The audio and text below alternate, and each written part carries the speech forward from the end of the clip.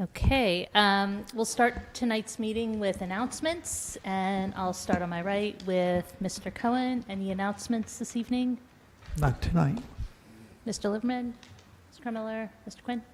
Just one announcement. Tomorrow night, 6 o'clock in this room, the Princeton Civil Rights Commission will be hosting Princeton School Superintendent Steve Cochran, who will discuss his efforts in the past year around achievement gap and equity issues in our schools. So I know there's a lot of interest in the community. So the meeting starts at 6 and Steve's presentation is at 6:30. Excellent, thanks. Okay, and I just have two announcements. The first is on this Friday, June 29th. I'll be having my monthly Meet the Mayor open office hours in the Princeton Public Library lobby, so you're welcome to come. That's between 8:30 and 10 a.m. And then also on Saturday, June 30th, it's going to be Princeton night at the Trenton Thunder game, and I know there's a lot of baseball fans here tonight, so wish me luck. I'm throwing out the first pitch and trying not to humiliate the town, which is a high bar for me. So it'll be entertaining, at the very least. Are there any staff announcements? Nope, seeing none. Okay, then we'll move on to tonight's award of recognition, and I want to turn it over to Mr. Quinn. Thank you, Mayor. I'm very pleased tonight to offer this award of recognition to John Durbin, who I'm guessing will accept it on behalf of the small army of volunteers he's mobilized on behalf of Princeton Little League. When I first met John, I appreciated the challenge he faced as a guy who loves baseball, living in a soccer and lacrosse town. But during his 12 years of involvement with Princeton Little League, including 7 as president, John helped elevate Little League baseball in Princeton. The visible results of his efforts are 4 district championships, including one this weekend, I believe, and 1 sectional championship. The residue of his efforts can be seen in a vastly improved and robust Princeton High School baseball program that is now competing at the regional and state levels. Less visible are the values Princeton Little League developed during John's tenure. And there are 5 that I'll highlight tonight. An all-kids approach that emphasized equity of participation over the desires of star players and the children of coaches and managers. Very important to anyone who's played Little League baseball. He fostered a community service model that made it cool and fun to volunteer instead of a parental chore. He developed training for coaches that encourages them to use youth sports to teach life lessons, balancing the league's success with the reality that kids have recreation and travel team options. And one we especially appreciate here, he created a model partnership with the Municipal Rec Department and other community organizations regarding the sharing of the community's playing fields. John, his wife Jean, and their 2 boys, Teddy and Jack, moved to Princeton in 2006 and have been active in the Princeton community ever since. And so please join me in applauding John for his efforts as I award him this certificate.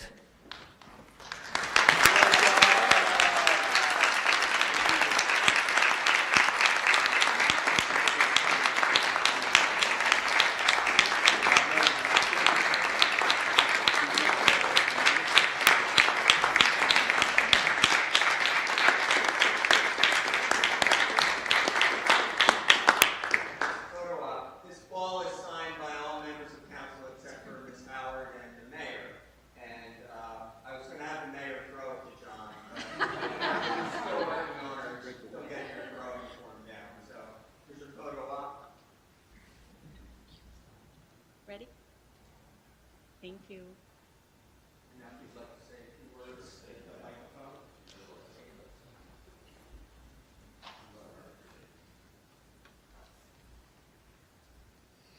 Should I speak here? Should I turn around and face everybody?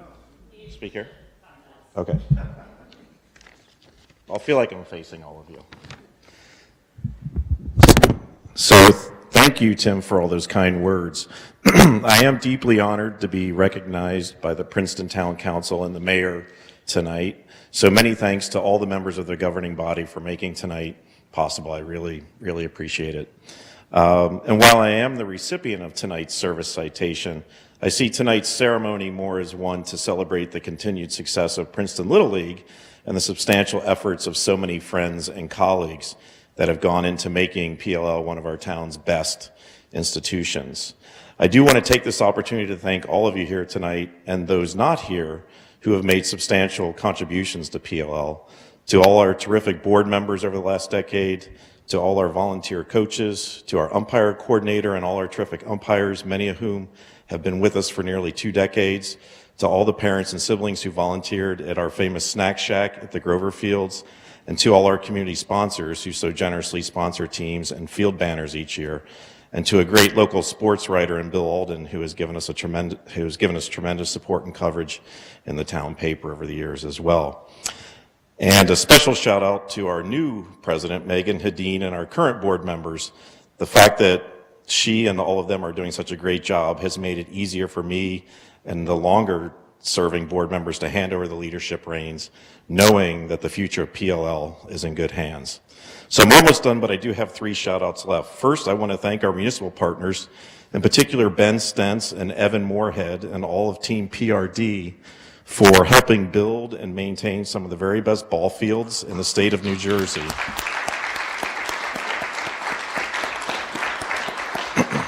And to all our previous and current town council members and mayors for their terrific support of the league over this past decade. Thank you all very much. And a special note to Mayor Lempert, who has already noted that she'll be throwing out the ceremonial first pitch at the Trenton Thunder game this week. Just remember to throw to the catcher's mitt, all right? And also, please never forget wherever your ceremonial pitching career takes you that it began on Grover 2 at the Princeton Shopping Center as well. Second, a big time thank you to Jean, my wife and partner, who has been right there on the front lines volunteering every year the past 12 seasons, while also freeing up time for me to do what I needed to do as a coach and run the league. Thank you. And to my sons, Teddy and Jack, for their own volunteer support efforts over the years, which have been substantial, but mostly for just making it fun and a good challenge coaching you and allowing us to share in your successes as players. And finally, even though they're not here tonight, I want to thank the over 1,000 children in our community who have played for PLL in the last 12 years. By allowing us to coach you, you have made us all better coaches and, more importantly, better parents, thinking about all the children in the community, not just our own, while helping make PLL the community gem that it is. So thank you, everybody.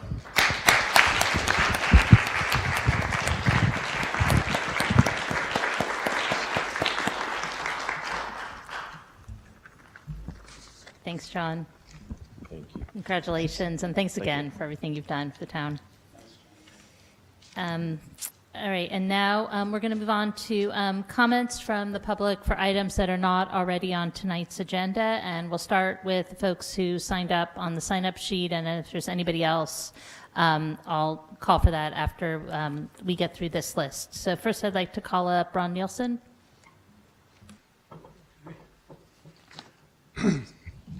Good evening.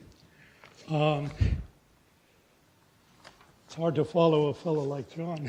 And just make sure, just 2 quick things before you start. Make sure you're speaking right into the microphone so people Right. can hear you. Can I And I move forgot this? to mention, we do have a lot of people who Better? like to speak this evening, so I'm going to ask that you can keep Okay. your comments to 3 minutes. Thank you. All right. My comment has to do with how the affordable housing units are going to be allocated. And it deals with the future that is coming. It's not here now, and it may not be here for a few years, but it certainly will be here during the lifetime of the affordable housing. There is no guarantee that a food shortage won't happen in Princeton within the next decade, The underlying problem no politician wants to talk about is that much of the world, including New Jersey, is overpopulated. These places do not and cannot produce enough food locally and have to import most of their food from elsewhere. Eventually, a food shortage must come to all these places because the carrying capacity of the earth as fossil fuels become exhausted is less than 1/3 of the earth's current population. With its proposed future housing in place, Princeton will need the caloric equivalent of a 40-foot truck trailer full of grain every day. When the oil runs out or the crops fail due to global warming, drought, or a wheat fungus like UG99, and food is not delivered to the stores, there's likely to be a widespread breakdown of the rule of law. I'll skip a little part here. A foretaste could happen when our financial system, if it collapses. All of this is highly dependent upon the local population density. Major cities could be severely depopulated while rural areas will have a higher survival rate. Yet our local leaders continue to talk about increasing our population density as if it were a good thing, such as embedding affordable housing in much larger projects. A better alternative might be to build our obligated affordable housing units directly rather than requiring them to be 20% of future construction. With 20% of future construction, we're talking about 10,000 new people in Princeton. As our leaders propose. Because if they proceed with such a huge increase in density, there's no reason to believe that Princeton's future will be any different from the big cities. Thank you. Thank you. I have copies of this and supporting documents for distribution to you. Okay. I've given them to the secretary. Okay, that'd be great. Thank you. Okay. I'd next like to call Galina Trinaya. Good evening. I am here tonight to raise further awareness of the council and the mayor of the tree protection ordinance violations at 260 Hawthorne Avenue. This site is under development by RB Homes, by Roman Barsky. I'm sorry to interrupt. Can you, if you can actually take the mic out of the stand if that's easier, because it's hard to hear you. There you go. Okay. Is that any better? Okay, so should I repeat from the start or you're good? Okay, I hope so. Because of those violations, severe damage was made to mature trees which are either on or close to the property line between 260 and 258 Hawthorne, which I am the owner. I and my attorney, Mr. Martindale, made multiple requests to address the issue, address municipality to take action on this. However, and also to treat the trees according to the plan that was proposed by an independent arborist. However, till today, the only feedback we've received that the municipality has been working with the developer on a plan to resolve the issue. Meanwhile, one of the trees, a mature black cherry tree, was taken down on Friday due to safety concerns because its roots were severed to the trunk during the excavation and it started to lean over my house. So decision was made to take that tree down. The fate of the remaining 5 beautiful maple trees, which with the largest is 24-inch in diameter, is uncertain at this point. And if immediate action is not taken, those trees most likely will not be salvageable. So I request an immediate stop work order till this issue is addressed, till everybody involved gets together, discusses it, and hopefully agrees on the plan. If immediate action is not taken, then the message that is delivered to the community is that the tree protection ordinance is not enforceable. Thank you for your attention. Thanks. I know staff has been working on this, so I just wanted to turn it over to Mark DeShield, if you can just give us an update on what's happening with this case. During this case, we have heard the concerns raised this evening concerning the trees on that property. Our engineering department and arborists have been working on these issues. In fact, we have a meeting set up for tomorrow to continue some discussions. Our arborist is working to develop a program that in which we would have the developer provide some feeding for the trees that are on those properties. So we are developing a plan to deal with some of the issues. We'll ensure that any violations of our municipal ordinances will be taken care of. So at this point, we continue to monitor the property and work to resolve any issues that come up. Please give me a time frame for when I can expect that plan to be available. I'm not sure. I'm not sure. Yeah, what the I'm sorry. It's just, we can't keep going back and up. But she was just asking what the time frame was for a plan. And again, what the issue is, currently I'm meeting with staff tomorrow tomorrow morning in terms of what the issues are. At this point, I know staff have reviewed the situation. I'm not sure, but I believe tomorrow morning we would have some better idea what, if there is any violations of the ordinance at that point. I'm not sure that there is at this point. We are working with the developer and a tree expert to provide some additional feeding for the trees on the property, and I know we will resolve that this week. Okay. I'd like to ask Jeff Clark.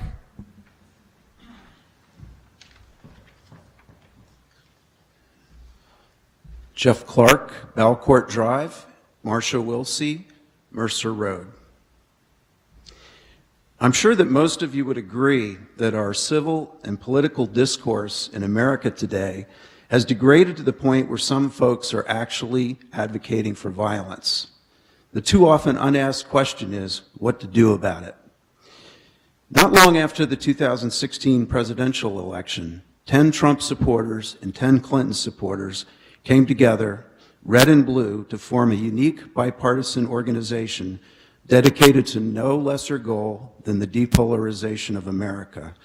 They chose to name the group Better Angels after the hope that Abraham Lincoln expressed in the last line of his first inaugural address. Today, Better Angels has over 3,000 members in all 50 states. We're on the front page of USA Today.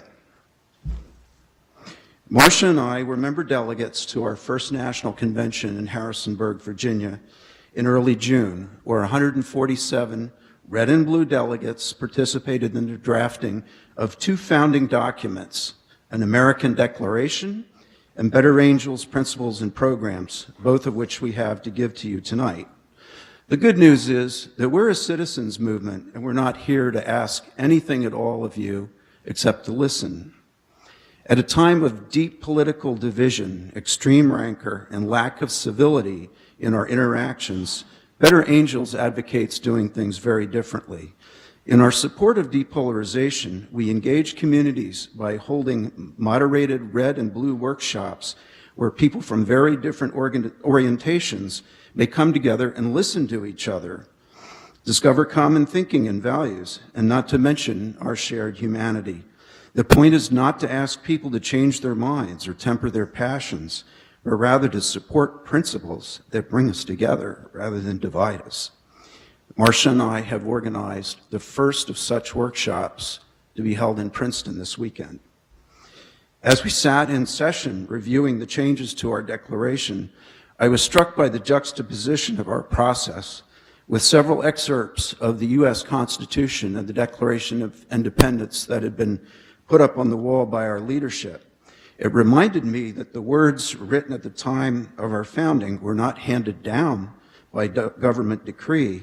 They were discussed in the homes and taverns and streets of America and handed up by the people to form our government. In a similar spirit, we hand these copies up to you.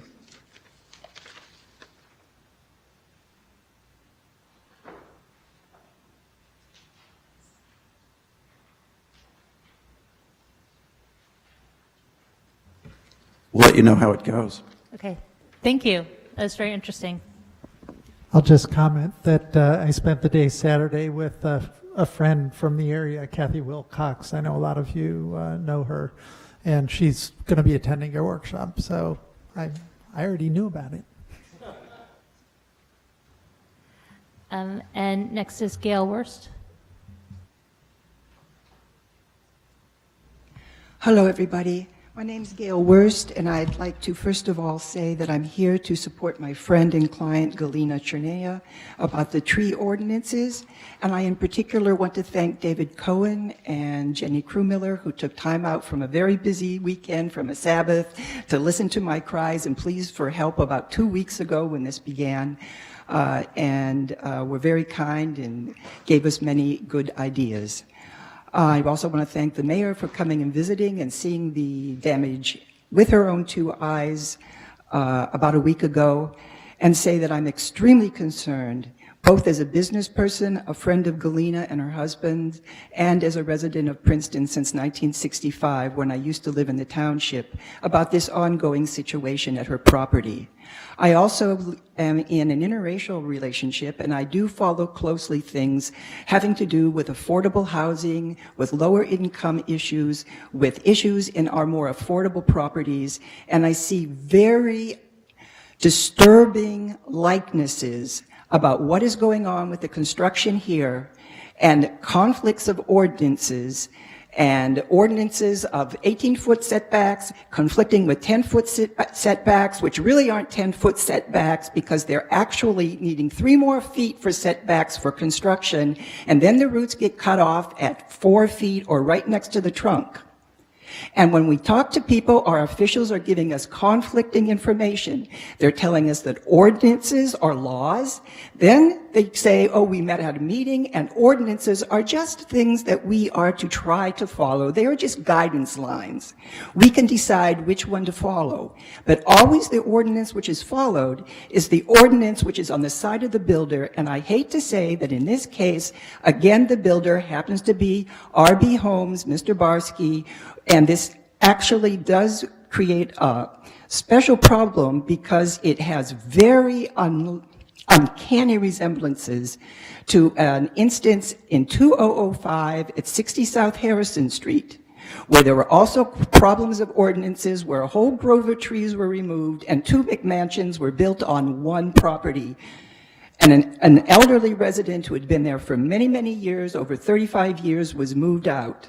In the case of Galina's property as well, she's losing 5 mature trees. We were told that, oh, well, we'll probably just have to take them out because I don't know, afterwards, if we treat them and they die, you can't prove that it was because of this construction that they are dead, so who's going to take responsibility? I'm really getting tired of it, and I'm very upset. I also want to say that I've been following closely meetings at Not in Our Town. And this is not just about this specific instance at Galina's property. Her whole neighborhood is upset. I have here a letter from a former judge, Mr. Small, Joseph Small, who is a resident of the neighborhood and is very upset about what's happening on Hawthorne. I believe he lives on Hawthorne Street. Is that correct, Galina? Yes.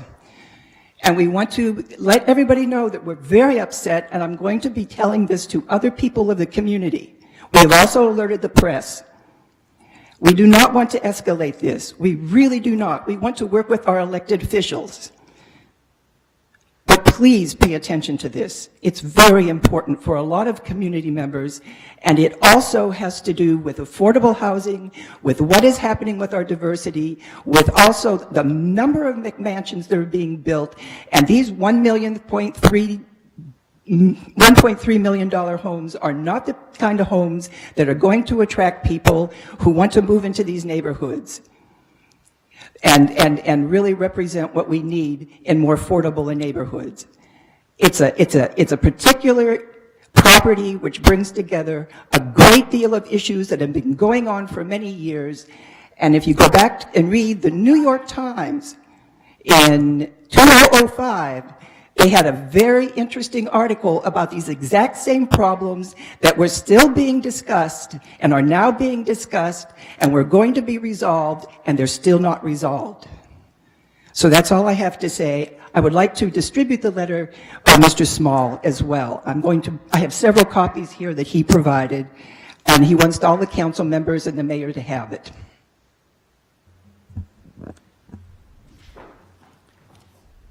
Okay, thank you. And as Mr. DeShield said earlier, staff is working on this, and hopefully we'll be in touch with you tomorrow. Is there anybody else who'd like to talk to any item that's not already on the agenda, who didn't sign up ahead of time? Okay. Then we'll move on to our presentation this evening, and it's from Wendy Maker, Friends of Princeton Open Space.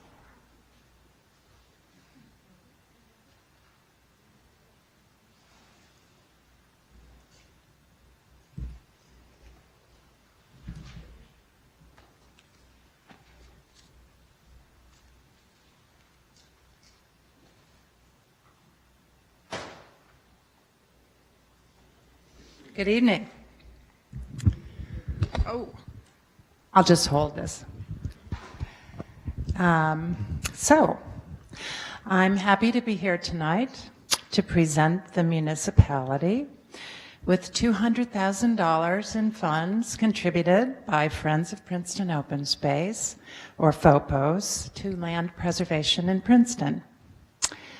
To those who may not know its history, FOPOS is a qualified 501c3 charitable organization founded in 1969 that helps maintain and fund the acquisition of parkland, helps our government make sound planning decisions from an environmental perspective, and helps to educate the public about environmental issues. We hold the conservation easements on the Billy Johnson Mountain Lakes Preserve, which we helped to create. We have our headquarters there at Mountain Lakes House, which is maintained and operated by our sister entity, Mountain Lakes Holding Corporation, for the benefit of land conservation in Princeton. The stories behind these specific contributions that we're making tonight are as follows. $50,000 is a reimbursement of funds that were fronted by the municipality at the closing on 35 acres of fields and woods that are part of the Tusculum property, the historic farm of John Witherspoon. The bulk of the funding package for this acquisition came from grants from the state, county, and private foundations. Friends of Open Space was asked to contribute $100,000 of its own funds, to which we agreed.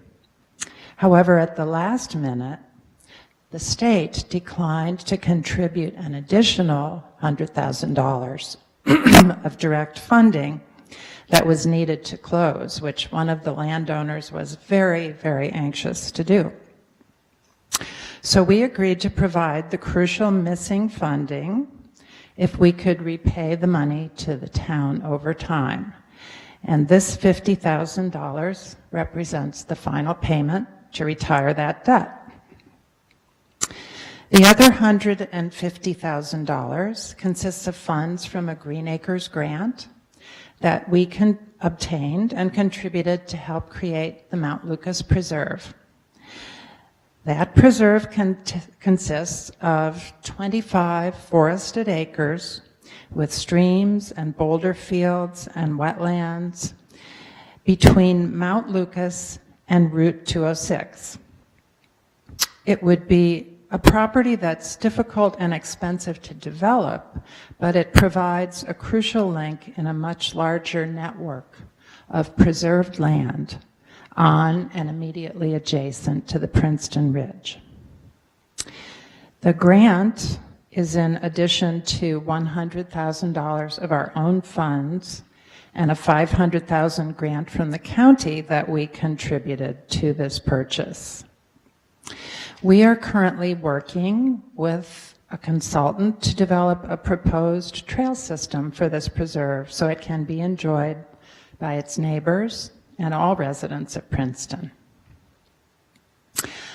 I'd like to highlight the fact that over the years, and apart from money and volunteer labor that we have donated to create and maintain trails and for other stewardship projects, Friends of Princeton Open Space has contributed about $5 million in grants and privately raised funds to preserve key parcels of land for the benefit of Princeton residents.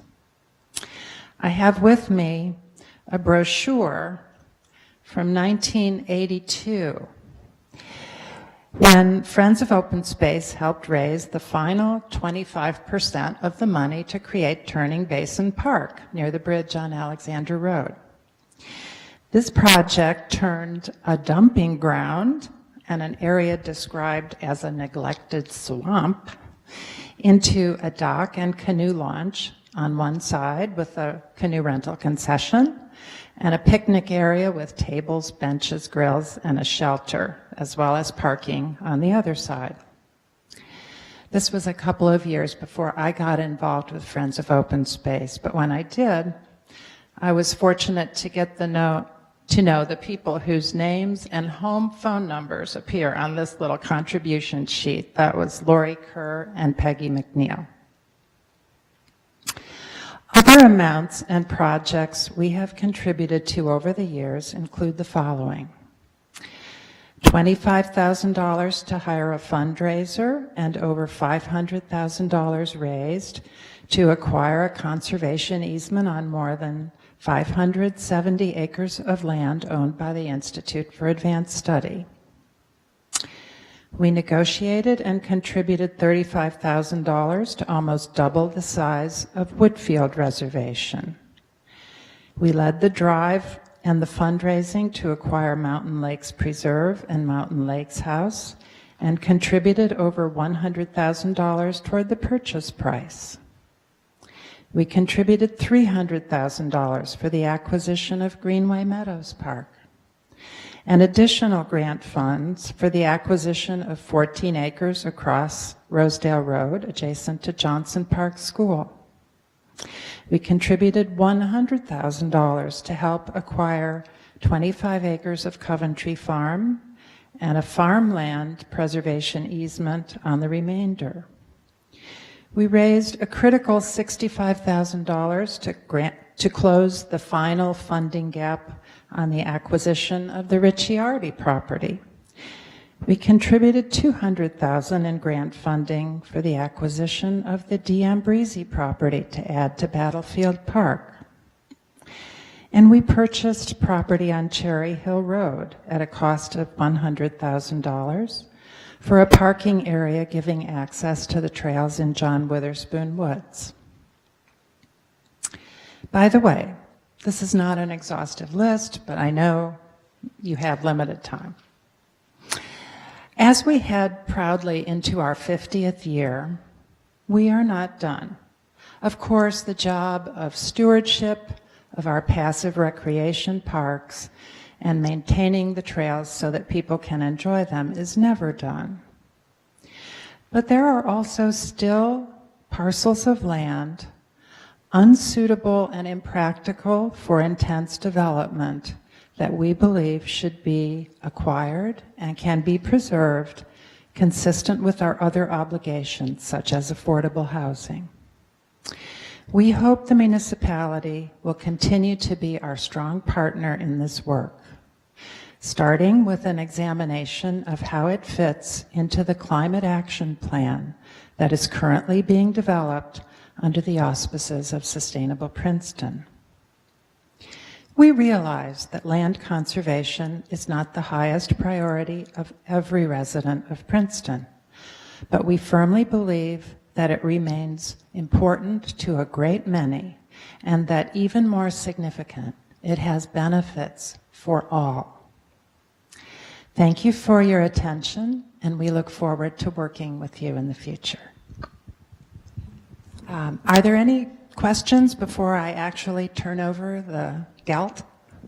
Well, I think I'm speaking on behalf of council and the community to say thank you to you and to Princeton Friends of Open Space. $5 million is a lot of money, so yeah. I think Steve Hiltner wants to clap in the back, and I think that, yeah.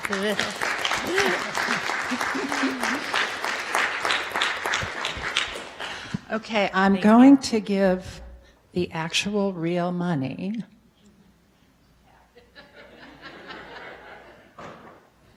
To Lance Liverman.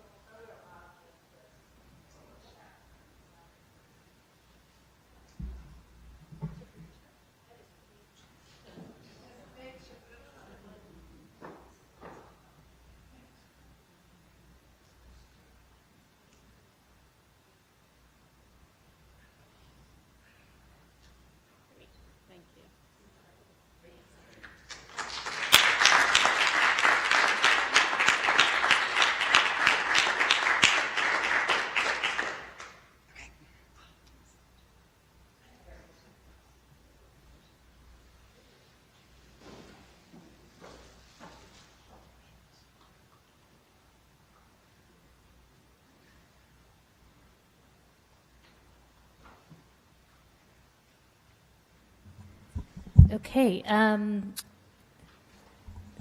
Thanks again, Wendy. It's always fun to get money, and also a big check makes it even more of a celebration. So we really appreciate it. That's okay. All right, so now we'll move on to reports. And our first report this evening, we have the chief here for the April police report. Thank you. Thank you, Mayor.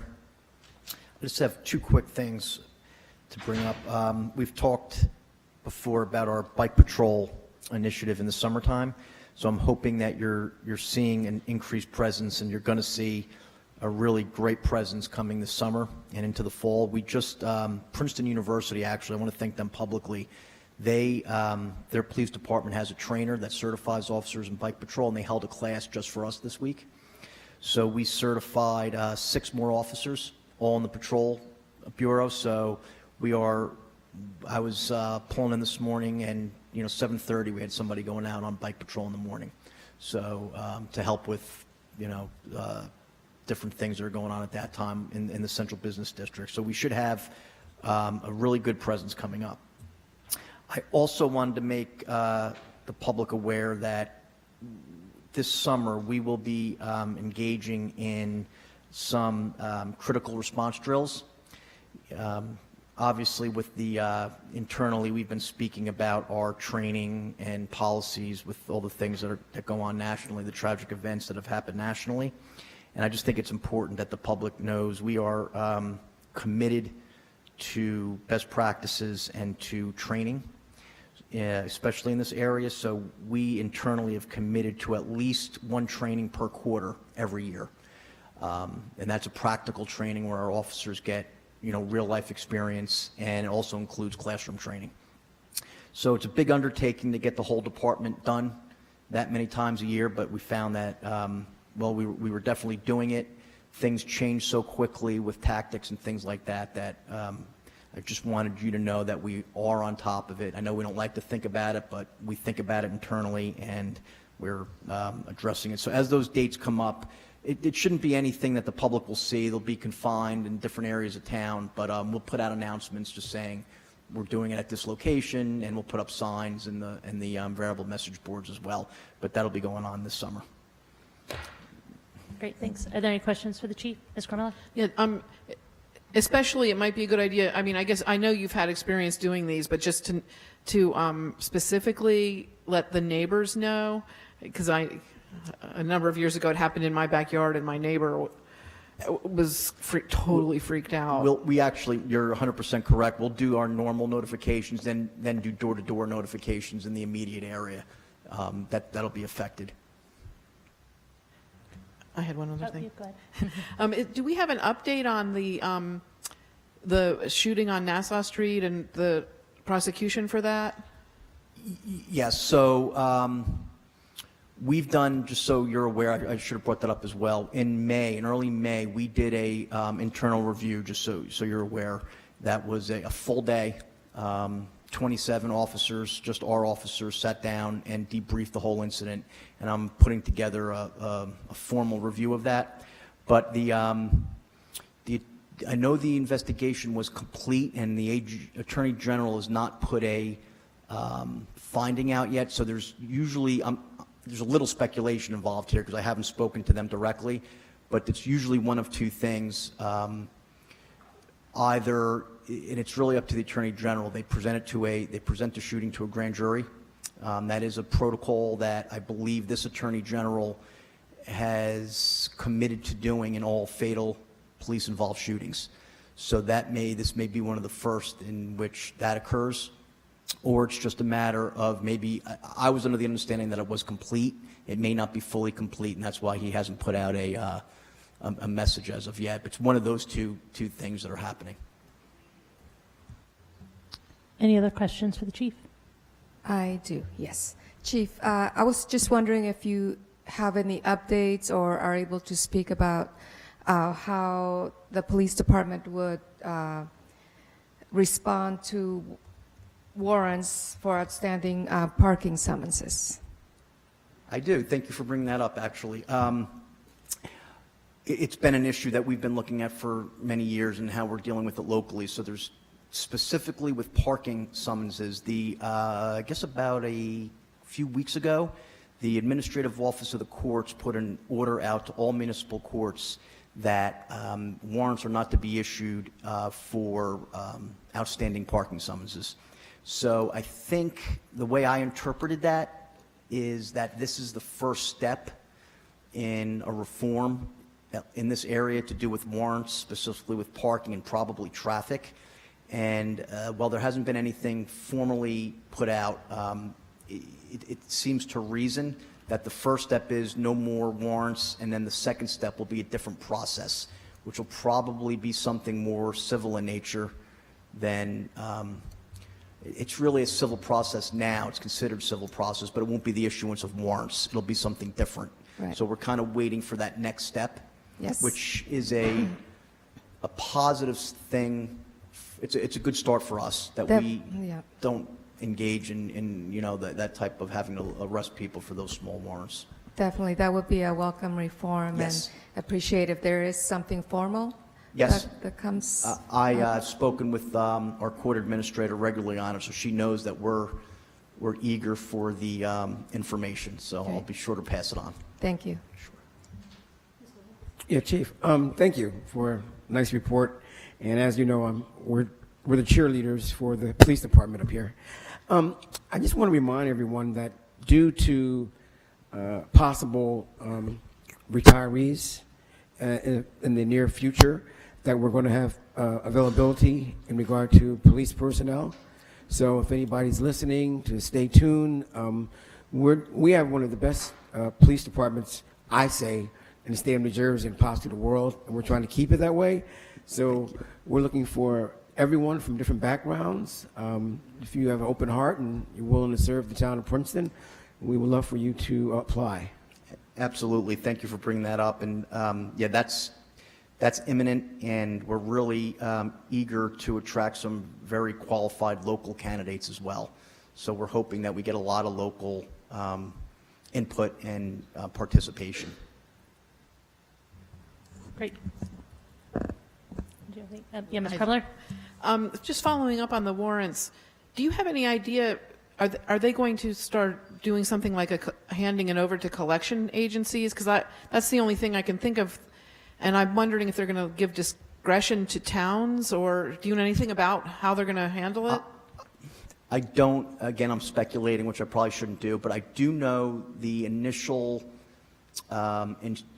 directive from the administrative office from the courts was no discretion. It was local courts are to stop issuing warrants now. So I'm assuming the following will be this: it's going to be handled the exact same way across the state. So whatever that process becomes, it'll be very consistent around the state. And it's probably, if you go by what other states do, it's probably going to be something, as you just said, with other collections or some other civil process. I mean, are there any, right now, do we have any kinds of fines or anything that don't eventually result in warrants? And do you know, like, is there anything that ever happens that if you don't pay, you don't get a warrant? Maybe some local ordinance violations do not. Absent those, every uniform traffic complaint, whether it be a traffic complaint or criminal complaint, results in a warrant. Parking tickets currently is 3 parking tickets that you've defaulted on, so it's not after the first one. But absent some minor ordinance violations, pretty much everything else or warrants are issued. Okay, thank you. Sure. And I had a question just about overtime, because it looked like we were up in overtime Yes. for the past few months. If you just Yes. speak to that.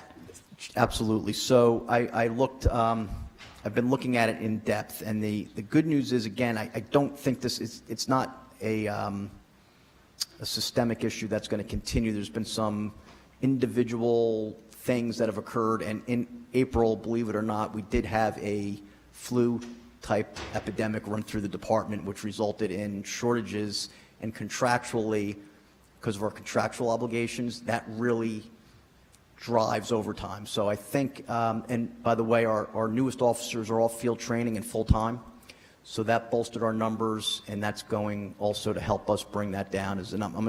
I'm expecting May for it to come back down to where it should be. Okay, good to hear. Anything else for the chief? All right, thank you so much. And now I'm going to turn to my left for our next report, which is from Council President Krumiller on traffic calming. Yeah, I just wanted to, so the Traffic Safety Committee met to talk about the traffic, and a couple times to talk about the plan for traffic calming.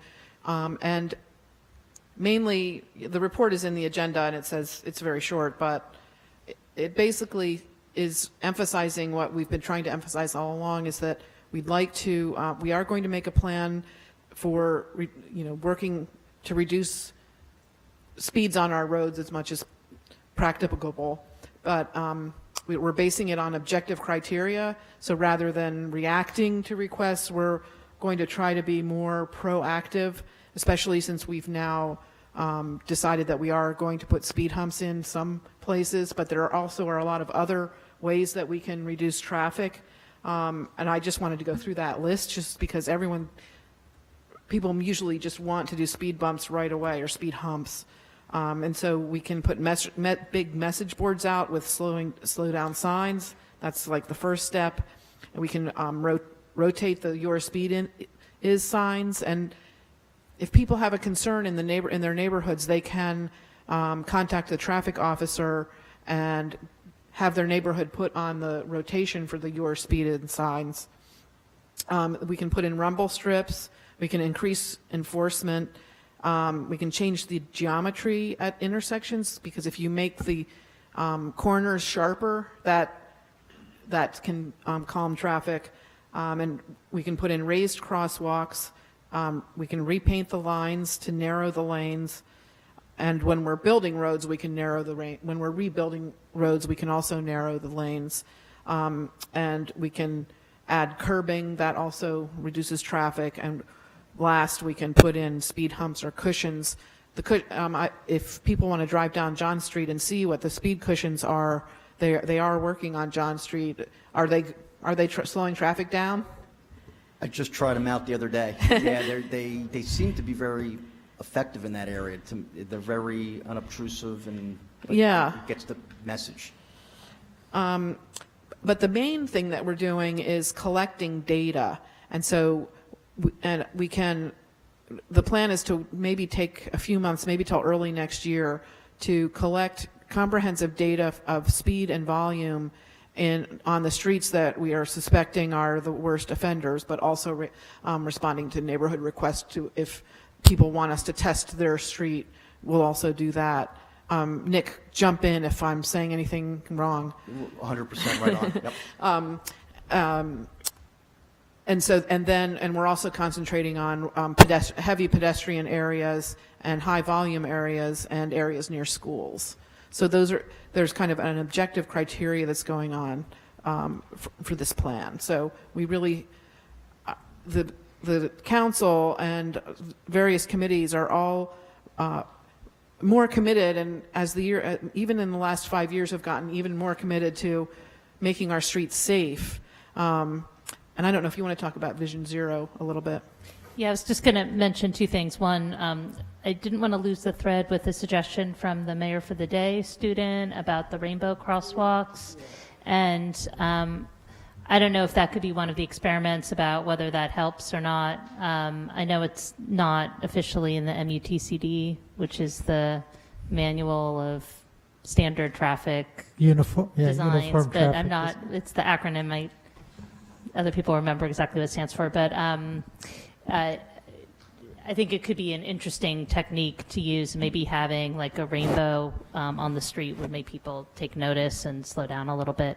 And what Council President Carmelo just mentioned was something called Vision Zero. I don't know if the rest of council has heard of this or not. It's sort of like we have a complete streets policy. Vision Zero is sort of the new framework towns are thinking about traffic calming in terms of, and so the idea is that the goal should be zero fatalities, that you can't always prevent crashes, but you can design your roads and set up your speed limits so that if and when there are crashes, they don't lead to fatalities. And so we've had some initial conversations about it. I know the bike committee has had some conversations.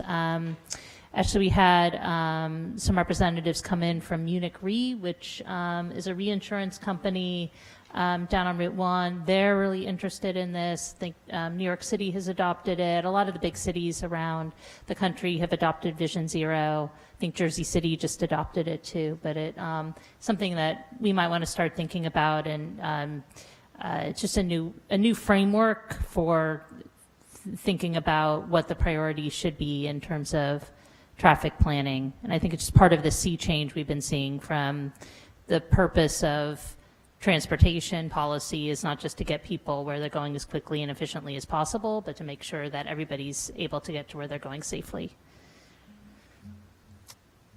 So I don't know if there's... Yeah, and I don't know if you want to say anything about...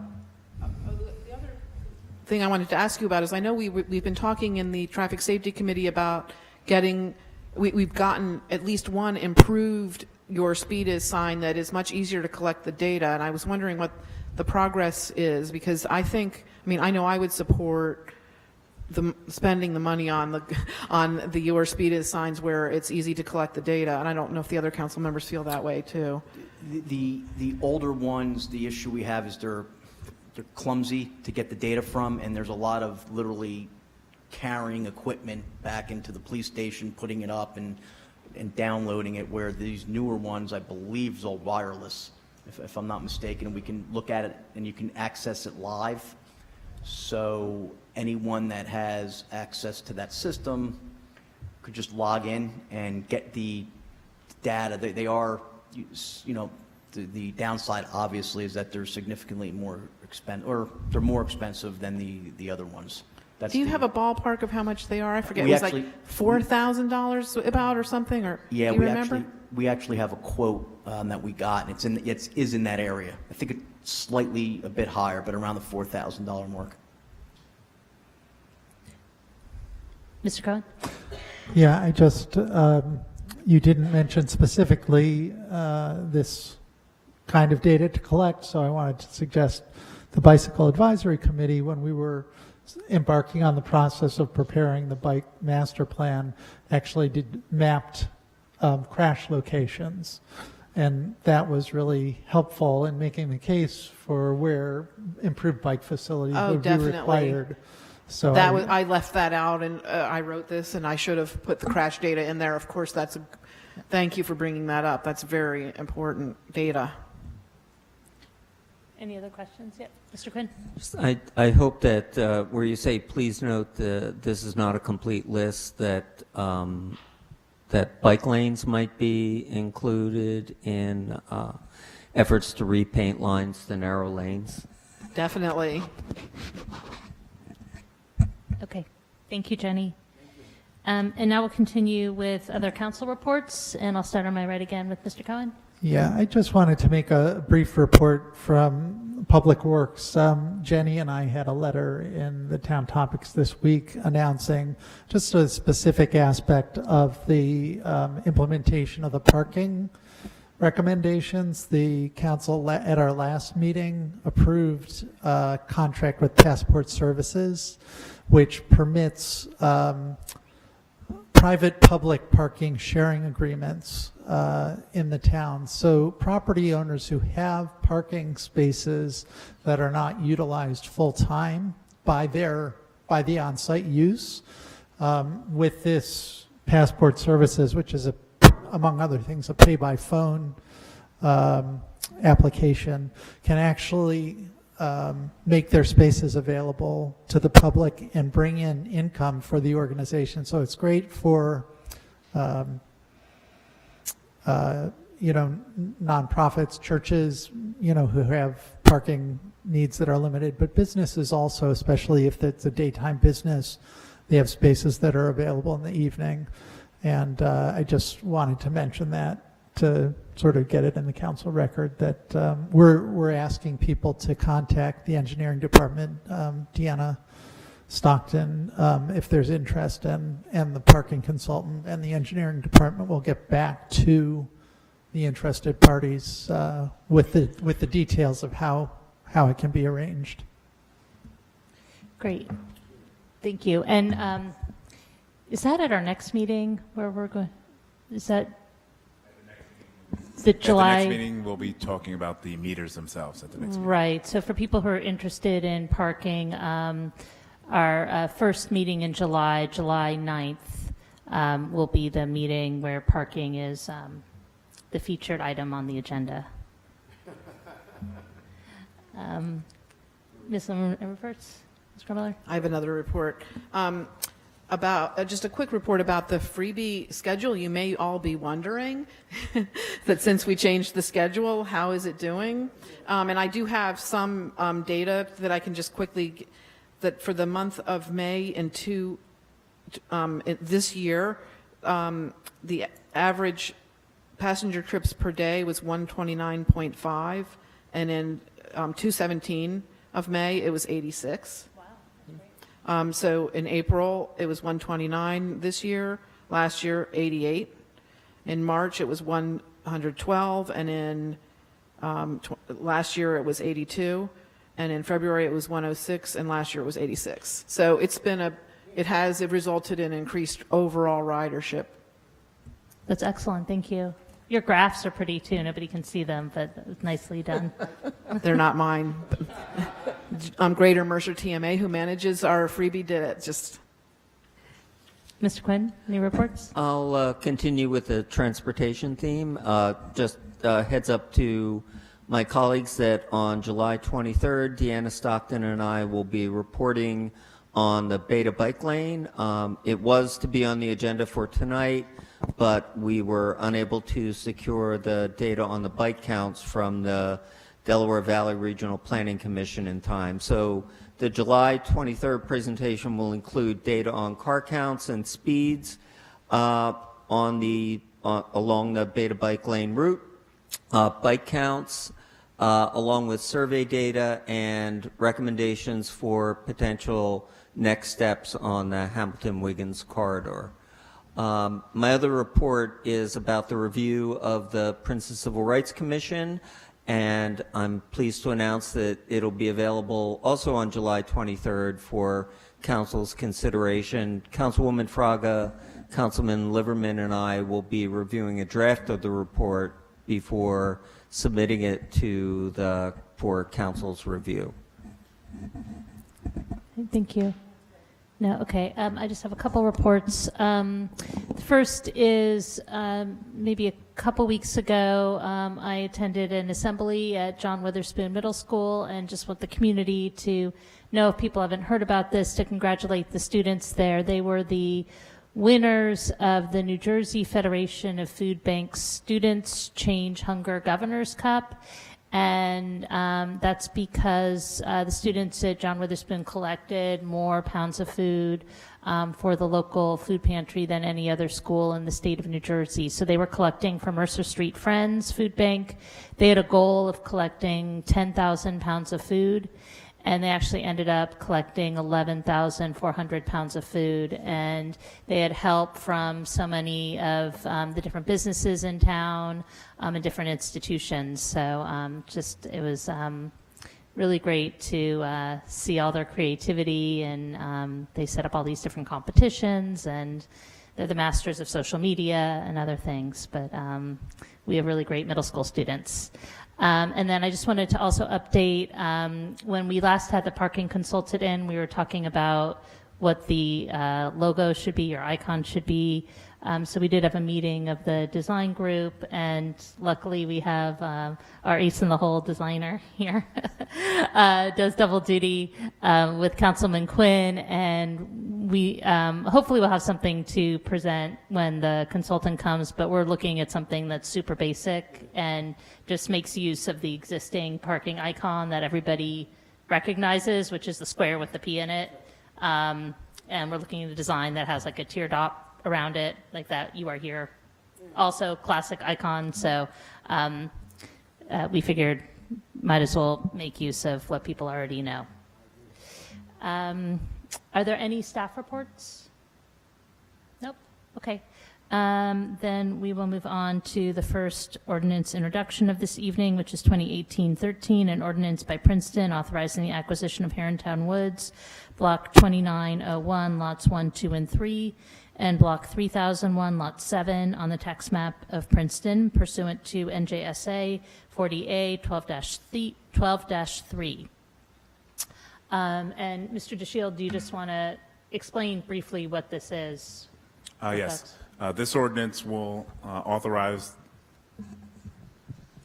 the sale of the property from Mercer County to Princeton for the Herringtown Woods. I'm just going to highlight some important components of this. One being there was an issue of removal of tanks along the property. Those tanks have been removed by Mercer County. They have done the necessary cleanup. We have received a letter of no further actions for both of those tanks in terms of the environmental work. In addition to that, Mercer County is providing the municipality $100,000, which could be used for if there were additional cleanup or any other removal of structures on the property. We do have money to take care of those issues. Great, thank you. Are there any questions from council on this ordinance? Mr. Cohen? Yeah, I actually received an email from Steve Hiltner, who I see is here tonight. So he had a few questions. Steve, if you want to ask your questions, that's fine. Or if you want me to ask them, I'll be happy to pass them on. And go ahead. Okay. So Mr. DeShield already answered the question about the environmental issue, and I guess so the remaining questions were one having to do with things that go along with the property, anything from artifacts, the keys to the site, documents that relate, historic documents that relate to the provenance of the property and stuff like that. You know, what's becoming of those. And I did see in the agreement for the transfer that the historic documents are being transferred, but I guess there was a more general question about, is there anything else that we get along with the land and the buildings? I coordinate with Mercer County to ensure if there are any other keys or any other property that they have that we take control. It only in the agreement, it really specifies, in particular, the historical documents. Okay. Another question was, I guess there's a rock retaining wall that runs along the parking area that was somewhat protective of erosion that has fallen in some places, and a question whether whether anything had been done about that or whether we were accepting it as is. All the property is being accepted as is. Okay. So, but that $100,000 conceivably could go to repair Conceivably that could. if. And the last question was there's a private development on Snowden Lane that includes, it was a cluster development, I think, that included some open space. And so there's a question of whether that open space has been transferred, the ownership transferred to the municipality versus retained by the owners association of the development. And if it does become part of the municipality's property, would it be considered part of Harrington Woods? Because I guess it's adjacent. I'm trying to remember, because I believe I was on the planning board when there were a couple I of was developments. as well, and I can't remember. And I feel I don't think that it's Ms. ever Cromwell, happened. you were on there too, and I feel like there was someone who made a compelling point to keep it with the homeowners association and to only have the easement for access for the municipality, but we can check that for sure. I'll open it up for public comment in just a I second. think the Harrington one, everyone decided to keep it for the town. But I don't think subsequent to that we've ever taken formal action to take ownership of it. So I don't know if that's a formality. I think that's probably a formality that has to happen. Probably. Are there any other questions from council before we open it up, Ms. Krumler? So David, when you talked about the $100,000, what are you talking about? Well, as Mark said, there was a cash transfer at closing from the county to Princeton for, as you may remember in some of the discussions, the potential need to take down, to demolish Okay, that's what I thought. buildings. But, I mean, we get the money whether we demolish the buildings or not, so there may be, and it's also a slightly different number than I remember in the earlier discussions. I thought it was Okay. $80,000, so I don't know if... Well, I just want to make sure we're not spending that money ahead of time course. because Of course. Is that the case still? Okay. All right, if there's no other questions from council, then I'll open it up to anybody from the public who'd like to speak on it. Mr. Hillier. Yeah. Oh. It's a very heavy mic. So the question with the 7.5 acres was, well, there were 3 votes by council that had to happen in order to acquire it rather than it going to the homeowners. And those 3 votes were successful. We lobbied to some extent to make that happen. So that the town would acquire the 7.5 acres, which are critical acreage. They come right up against one of the old trails that we maintain. You're probably right because you're remembering it very clearly, but we need to check on that because it's contrary to our memory, but there's a paper trail, so we'll figure it out. I think maybe we didn't do the final step, which is accept. I mean, I think we voted to do it, but I don't know if we signed on the dotted line and got the title and all of that stuff. I talked to the developer, and he said the transaction had already occurred, but so I don't know. Oh, okay. Yeah, we might be wrong. So We'll find out. But anyway, I guess the question in terms of whether it should be incorporated officially into Harrington Woods is, if it was, it would probably come under Green Acres control, because Green Acres had to do with adding 40 acres to Harrington Woods at some point. So that means all of Harrington Woods is under the auspices of, or, is kind of control. I don't know, control isn't the right word, but comes under the umbrella of Green Acres, which is the state organization. So I don't know if we'd want that or not, and I don't know if it even matters if it's an official part of Harrington Woods. So that's why I brought that up. It would be an interesting thing to look into, and we can talk about that. But I do want to say, as president of the Friends of Harrington Woods, I'm really excited about this. And yesterday was Oswald Veblen's birthday. He and his wife donated Harrington Woods, the first nature preserve in Princeton, back in 1957. So and he helped save the Institute Woods as well, and that laid the foundation for all the wonderful work that Wendy Mager and Friends of Princeton Open Space have done. So let us know if we can do anything. We had a wonderful picnic out there yesterday, and had a bunch of people come by, and our organization is growing, so we're really looking forward to working with you on the whole project. So thank you. Fabulous, and thank you so much, and to the Friends of Harrontown Woods. You guys do a beautiful job with the trails out there, so we're very appreciative. Thank you. All right, is there any further discussion from council, or is there somebody who'd like to make a motion to introduce?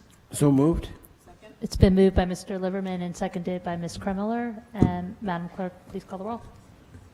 Mr. Cohen? Yes. Mr. Liverman? Yes. Ms. Crummiller? Yes. Mr. Quinn? Yes. Ms. Fraga? Yes. And the ordinance has been introduced, and the public hearing will be on July 9th.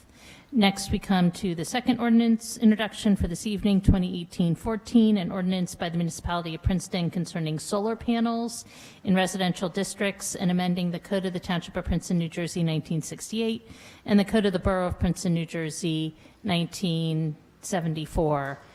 And Derek, did you want to say something about this up front, or do you just want to wait to answer questions if any come up? Okay.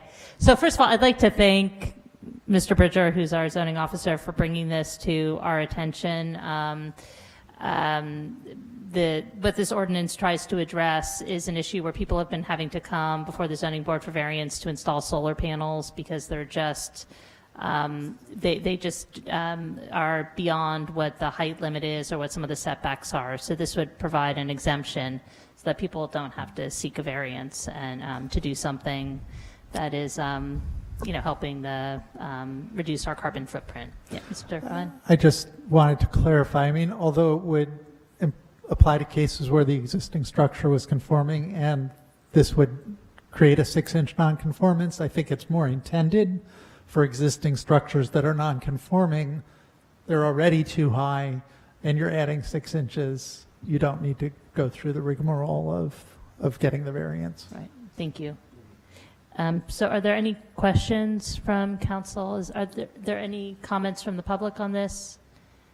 Okay. Then is there a motion to introduce? So moved. It's been moved by Ms. Kremiller. Second. And seconded by Mr. Quinn. Madam Clerk, please call the roll. Mr. Cohen? Yes. Mr. Liverman? Yes. Ms. Crummiller? Yes. Mr. Quinn? Yes. Ms. Fraga? Yes. So this ordinance has been introduced, and the public hearing will be on July 23rd, 2018. Next, we come to our resolutions. The first is Resolution 18-216, resolution authorizing the purchase of police radio base station equipment from Motorola Solutions Incorporated in amount not to exceed $199,687. Is there a motion to approve? So moved. Second. Moved by Mr. Cohen and seconded by Mr. Liverman. I have Ms. one little Kremiller? question. Okay. Is our police channel being made public, so people on scanners can listen to it? It is. It is currently and has been. This system will give us the ability to encrypt it when we need to. Uh-huh. We experienced problems with that in our Panera incident. We where did? Where our frequency was getting Reported or something? completely picked up and reported nationally. So it's a Live time. it's an issue. Okay. It seems like it might be like a public policy issue because I know you can hear them all over. Because once in a while I kind of get obsessed with it and I start listening. Because it's kind of fun, to hear other towns, especially like Chicago and big towns. And it just seems like, I have to admit, I don't really know if there's a public purpose to it. So I just wondered about it. It is a popular thing. There are people that, for exactly the reasons you said, and also the media definitely uses them. And lots of times it's not a problem, but in a critical incident it becomes a real issue. So maybe we make a decision about it. I mean, maybe it should be a council discussion about it, or should it be just your? I'm always open to hearing feedback on it. Yeah. Right now we don't have the capability to do it. You mean to encrypt it at all? Okay. So it's always wide open.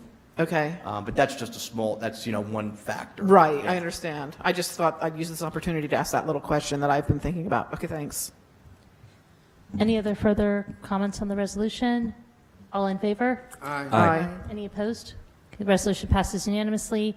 Next is 18-217, resolution authorizing the purchase of 5 police vehicles from Winter Ford in a total amount not to exceed $132,470 and related equipment from Major Police Supply in an amount not to exceed $45,948.68. Is there- I'll move it. It's been moved by Ms. Krummeller, Second? seconded by Mr. Liverman. Any questions or discussion?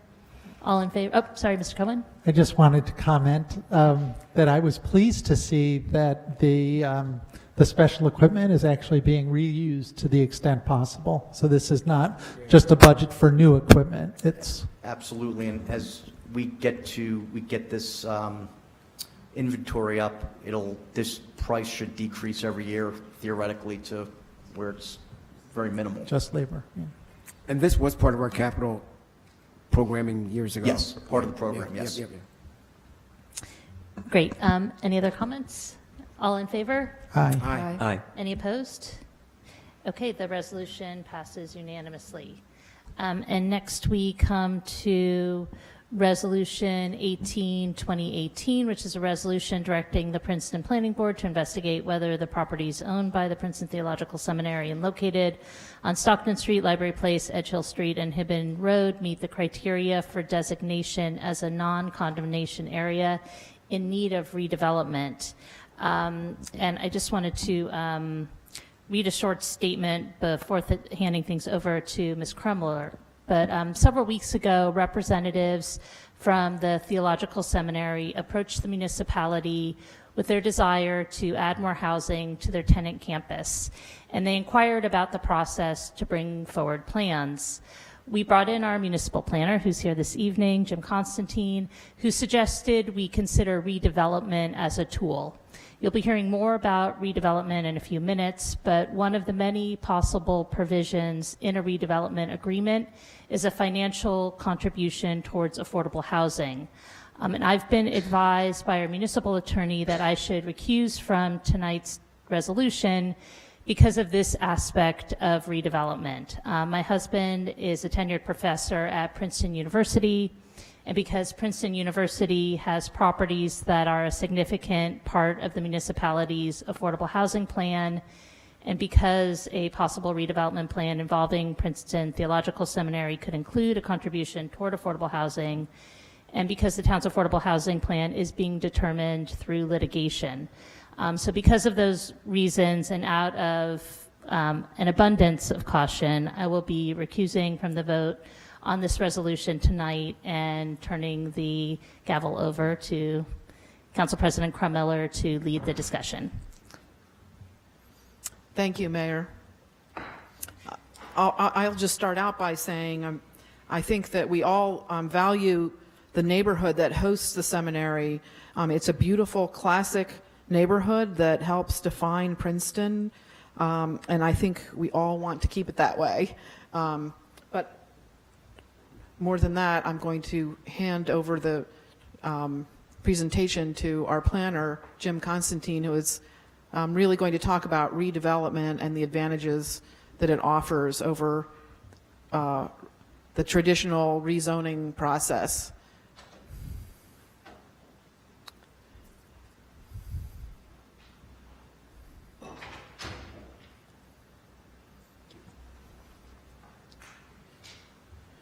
Good evening. So let's start by looking at the master plan. In the master plan reexamination adopted November 2nd, 2017 by the Planning Board, in the land use section, it identified the following on page 8. Quote, "The Princeton Seminary is indicated it is evaluating options for its tenant campus on Stockton Street, and the community will need to provide input into how and if this site should be redeveloped." Close quote. One sentence that basically, I think, provided, at least in my opinion, an opportunity to actually take the master plan at its words very few, and look at a planning tool that might help best address this situation. Now, people pause when they hear the word redevelopment, and when you hear something like designation of an area in need of redevelopment. But if you actually replaced redevelopment with proactive planning, which I'm going to suggest we do, and I'll try to close that back later, I think you'll see why it could be appropriate. I think it is appropriate in this instance. First of all, there's been redevelopment in this neighborhood, in fact, on the Princeton Theological Seminary campus in the past.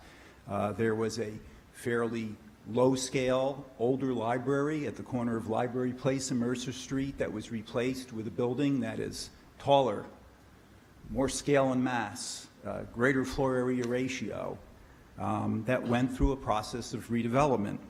I guess the other side of that, though, is that that process took years. It was prolonged. It was arduous on all involved. That includes the neighbors, that included Historic Preservation Review at that time in the borough, and the seminary, because it was a reactive review process. There were redesigns, and coming back, the end, it took years to reach the place where it is today, which is, you know, probably one of the nicest large buildings ever built in the history of Princeton.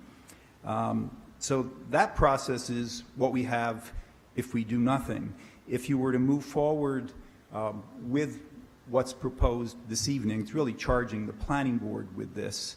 It's an opportunity, and I outlined this in a sort of brief memo that went through the statute. I'm not going to go through all of it, but to talk about the opportunities with a proactive planning approach and the advantages of a redevelopment plan.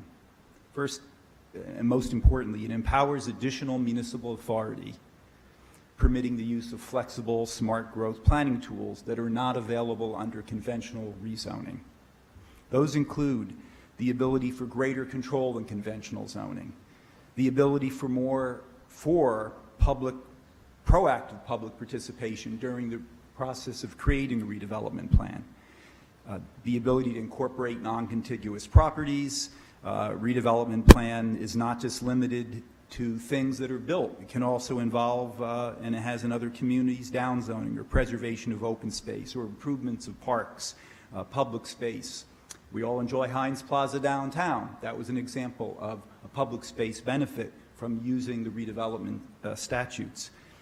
You're able to prepare a site-specific conceptual plan that can prescribe use, density, setbacks, form, scale, site layout, streetscape, public space improvements, and do all of that at a much greater level of detail and control than you can do under normal zoning. And you also can regulate the layout, design appearance of any building or improvement within a redevelopment area. You also have the ability to require improvements be phased and constructed precisely as detailed and completed within a specific period. And it also enables the municipality and the property owner to work in a public-private partnering process. And it authorizes the municipality to designate a qualified redeveloper. You can define the role and obligations of the redeveloper through a redevelopment agreement, again, additional control, and that helps protect community interests. And last, it can make available financial tools that can be utilized, again, at the option of the municipality. And all of this is at the option. So first, you have to declare an area in need of redevelopment before you can use the creative, proactive planning tools that you can bring forward in this way. Unfortunately, this tool, this proactive planning tool, has its roots in sort of mid-century urban renewal. And the name never got changed. And I'll conclude and tell you what's happened in other states where they, I think, do the same thing but don't call it redevelopment. So a couple of things that the legislature has done to try to shake and disassociate that and to have people understand it is a creative planning tool. One, you don't necessarily have to declare an area blighted. So that became a concern in people's mind. To use redevelopment, does that mean we have blight in our community? You don't have to do that. And the second is you don't have to use condemnation. In fact, the resolution before you tonight specifically states up front that condemnation would not be used. So it sort of relieves those two issues right there. And then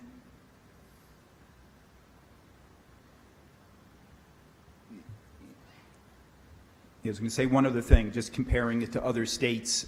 There was a whole wave of planning tools that came out, I think first in California, spread through the western states.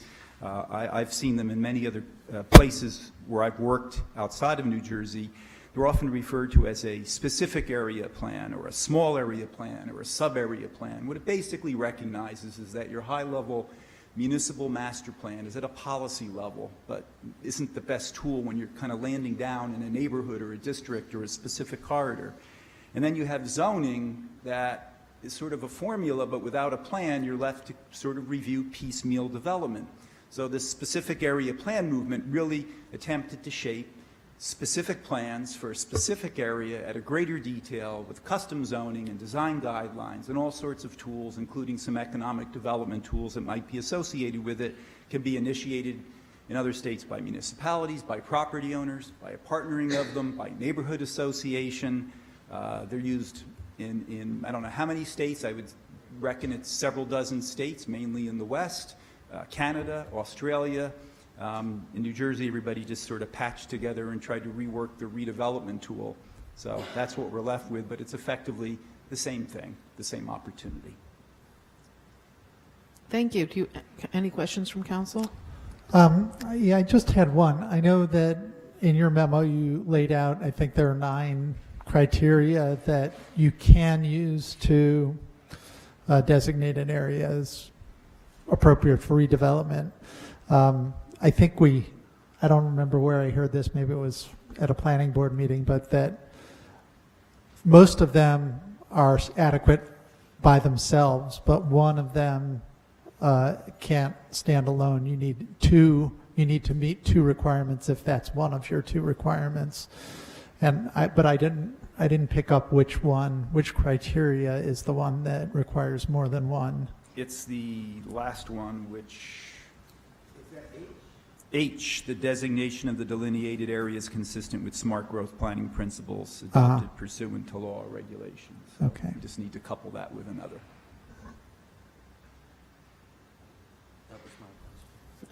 That was Tim's question, too. I had a question. Can you outline the traditional zoning process? I know I'm putting you on the spot, but that this compares to? Right. Well, you can expand the process of a traditional zoning process, but typically, ordinances are devised, and then sometimes I'm not sure in Princeton whether they've ever gone to the planning board first, or that they've been worked through between staff and property owners and maybe some representatives from planning board or other groups, and then end up landing here for introduction. So the main difference is the design. I mean, from what I understand, it's the design part of it. Is that correct? I mean, when you rezone, it's more the outlines and the bulk requirements, and here we have more. We can make. Yes, you can go into very detailed design if you wish to. If I can, I'm sorry, I didn't mean to cut you off. I just wanted to, so I tend to think very simplistically in analogies. And I think of zoning as like just sort of a set of specs. And I think of redevelopment as a dress pattern. Okay. So I mean, does that help with, Yes, in terms definitely. of the level of detail that you get through a redevelopment plan that you don't get with traditional zoning? Thank you. Tim? Jim, you talked about the redevelopment as having a robust sort of public input process. Could you talk about what steps typically, so the planning board would make a recommendation, and what would the process be like going forward? I'm hearing that there's more room for public comment and also that it moves faster. So trying to figure out. How can that be? It may be both. Well, first of all, the statute does not prescribe public process. We recommend that because we believe that good planning processes involve the community. I think you would be creating a custom design process, so to speak, because you really can't just pull something off the shelf or suggest this will work. Is it, 2 meetings, 20 meetings? I know, many redevelopment processes will just do enough till There's input. It can also, by keeping a defined time frame, I think can allow the public to give their input and respond to feedback. And if you do it in a shorter period of time, everybody remembers what happened at the prior meeting and what they're responding to. My concern is I remember prior to my employment at the library, the process that went through designing the library in Heinz Plaza was, it seemed to me to be protracted, and there was a healthy amount of community dialogue, but I was just trying to get a sense of whether it would be a long process. I think that council, or at least speaking for myself, I would like it to be as open and transparent as possible, and to engage not just the neighbors, but the whole town in a discussion of what it's going to look like, what we'd like to see the seminary campus look like going forward. So I just wanted to give you a background on my question and my concern. But I think that we're all on the same, we're all in the, excuse the expression, we're all in the same church on the same pew. I think it's extremely important for the neighbors as well as the town as a whole to participate. And I think that the way that we're setting this up at this point, that's what will happen. There'll be many, many times for the community to have their input. And as everyone knows, we definitely listen to the community. Thanks. Thank you. Anything else? Anybody else? Do you want to? We can open it up to. Just. Oh, go ahead. Be clear on one area in terms of the financial tools that are available. One of the things that will be available to us, and we've had some initial discussions with the seminary, is financial contributions, and a financial contribution that can be contributed to our affordable housing program. So I just want to be clear that there are some, and specifically we've had those discussions, and may be part of the plan. It's one of the reasons the mayor agrees. And that financial contribution would, if that turns out to work out, might be not necessarily on that, at that location, but contributing to another location. Anybody else? Okay, I have two people who have signed up, so they go first, and then anyone else. Elizabeth Brown, and then next is Laura Jacobus.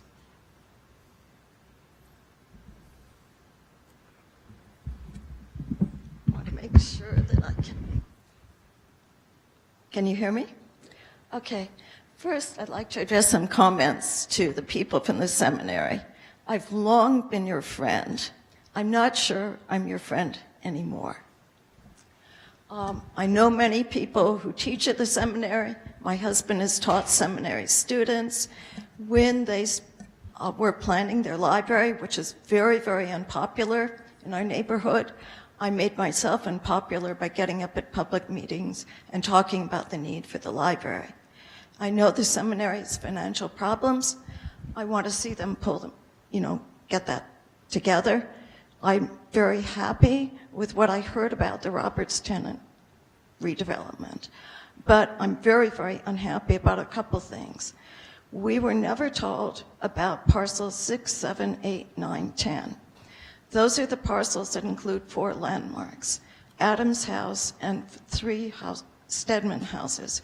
We weren't told about that. We found out about that through Walkable Princeton, which is not the way that I think people in a neighborhood should find out about historic landmarks. And I agree with Mr. Quinn that this is an issue not just for the neighborhood, not just about our home values and convenience, but it's for the entire town because it does have some very important historic landmarks. And one thing I was quite upset about, I wrote to you guys this morning. I got back a message from Elizabeth Quinn through Elizabeth Kim. She had not been approached by the seminary. She did not know anything about the extent of their plans. It came as a surprise to her. Mr. Quinn, you can back me up because you saw that message. Are you guys sure you should be voting on this when your historic preservation officer didn't know anything about the extent of the project? I find that very disturbing. My second point is, as a neighbor, we've seen what has happened to the properties owned by the seminary. And I'm sympathetic with the present seminary administration. They inherited a mess. Under McCord, the seminary started to begin a very aggressive campaign of buying up historic houses in the district. Then, under the next two seminary presidents, especially President Torrance, these properties were neglected in just a disgusting way, so that they deteriorated to the point where they need really, really, really expensive repairs. And that shouldn't have happened. They could have prevented this by doing really cheap repairs in timely fashion. And it's not the fault of President Barnes. He inherited that. But it still makes me concerned about the fate of those houses, because I know the seminary, like any charitable institution, has trustees. They will see the purpose of the seminary as to educate people for the ministry and not to engage in historic preservation. To give you an example, I heard about a house. I don't have the exact figures, but this is the word on the blog. They bought about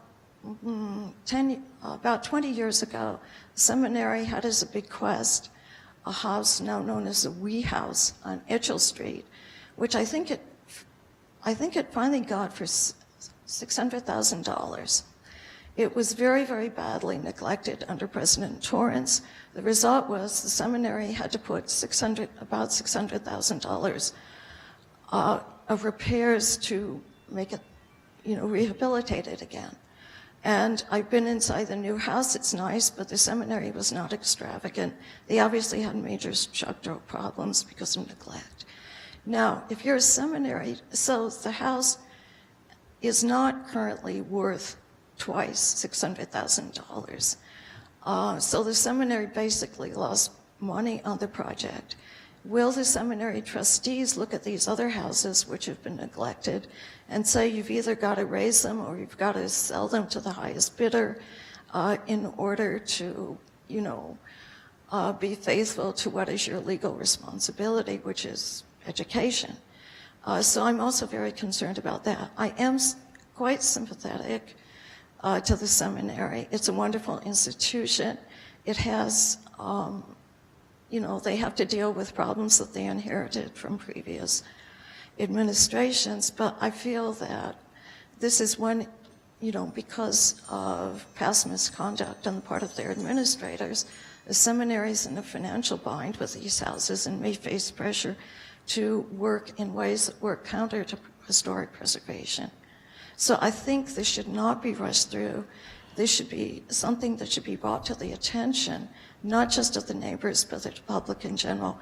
I cannot see the Princeton public being very happy if 3 Stedman homes are razed, or if they're sort of repackaged in, ways that destroy their Thank you. appearance. Thank you. I think do you want to answer? Go ahead. Well, I think hopefully by explaining the process, it may address some of the concerns that the speaker raised. So there are multiple steps that have to be followed here, and you're really you're taking the first step on a fairly lengthy procedural path. So the first step is for the planning board simply to investigate the sites and determine if they even meet the criteria under the statute. The way the planning board will do that, number one, is the step that you're being asked to take tonight, which is give them the resolution that says, please do the investigation. The planning board then, usually in conjunction with its planner, will actually do the investigation. The planners will typically prepare a fairly involved report. And will the HPC be involved in that? I'd have to speak to the planner, and for the purposes, though, of the public and the public's concerns, and I think the questions up here about public input and process, the planning board is required under the statute to hold a public hearing on that report. before it adopts it and sends it back to the governing body. So there will be, that aspect will be done in public at the planning board in terms of the results of the planning board's investigation. That then comes back to the governing body, which again publicly has to decide whether to even act on whatever the planning board finds and recommends. That's done by resolution, so there's no specific public hearing requirement except that it's always been the practice of this body to take public comment and input on any resolution. If you determine to designate some or all of the properties that the planning board has investigated, assuming the planning board finds that it meets the criteria, then you prepare a redevelopment plan. That can be done either by this body or by the planning board, and that has to get adopted by ordinance. So again, before any redevelopment plan could be adopted or approved, that would go through a public hearing process, and typically a redevelopment plan will include a lot of concept plans, and that's the level at which you start to really design the site.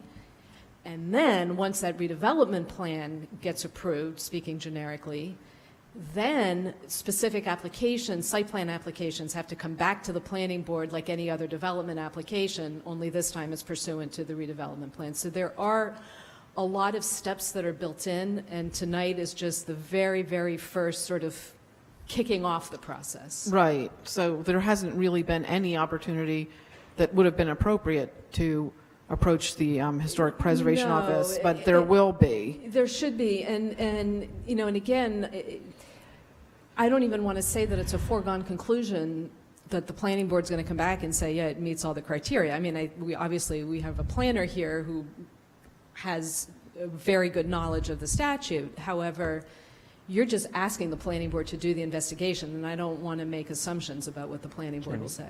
I'd just like to acknowledge that I was probably premature in bringing Elizabeth into the conversation at this point, and it reflects not understanding where we were on the process. And I should have reinforced that we were at the very beginning of the process, and she was taken by surprise and you know, and now has been noticed. And I imagine that since Mercer Hill is a historic district, that that HPC will be very involved.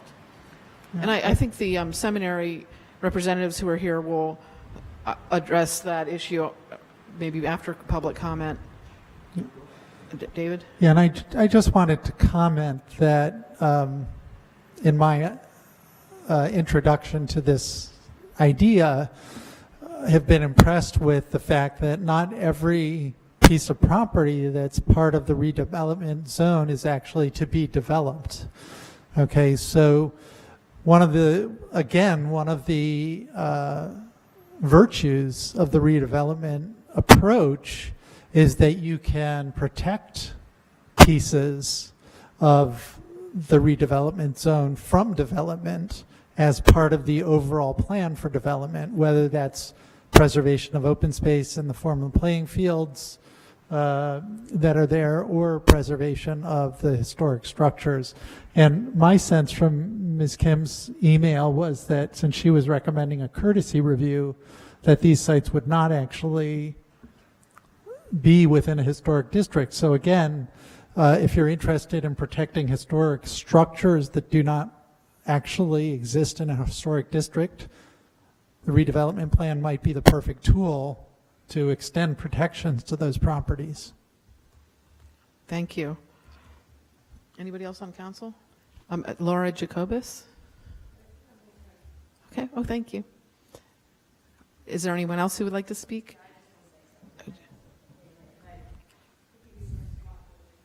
And can you state your name? And technically, you're supposed to have 3 minutes. I forgot to enforce it on the first person. My name is Lorraine Chow. I live at 11 Edgehill Street, and I appreciate this conversation. I kind of lived through the development of the library, and from a neighborhood perspective, Slover's been I think that mic is not functioning. Might have a battery problem. So, I mean, okay, I'll just take control of this, the development, thank you. So, you know, when you hear that it's a kind of a more expedited process, as a neighbor, one's ears go up. And I think particularly because We've developed a really great relationship with the new administration and really appreciate that. On the other hand, this came as a big surprise. So, and so it's kind of shocking because you're having conversations and then all of a sudden you hear about this and, we all love the neighborhood. So I'm standing up here because I really urge, transparency and each step of the way that there be a lot of notice and that you do have because, selfish, I live on, when people hear that I live on Edge Hill, they go, wow, Edge Hill, right? But it's a little gem, it's a little jewel for the whole, actually town. And so I just kind of urge that you do give all of us an opportunity. And when you hear like you're voting on something, I'm a lawyer, so I'm reading this and it says they have to decide that it meets, so does that inexorably bring you to the next step?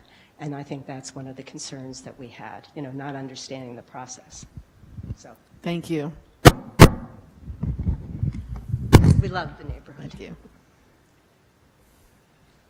And can you state your name and address? Yes, thank you. Shane Berg, Executive Vice President at the Princeton Theological Seminary, and I reside at 98 Mercer Street.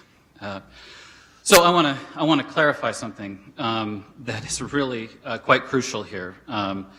The parcels that you mentioned, Betsy, and the reason that I didn't say anything about these is that as this, the way this process goes, when you're looking at sites like the Tenant Roberts campus, like the Erdman Center sometime down the road, in the context of a redevelopment plan, it often is helpful and reassuring to people to add contiguous parcels and then locking them in for historic preservation or open space or the like. So the reason I haven't talked to you about parcels 6, 7, and 8, and 10 is because the seminary would never dream of doing anything but preserving those homes. And I've been upfront about the fact that we need to do a better job with some of the homes on Edge Hill because of the nature of that street.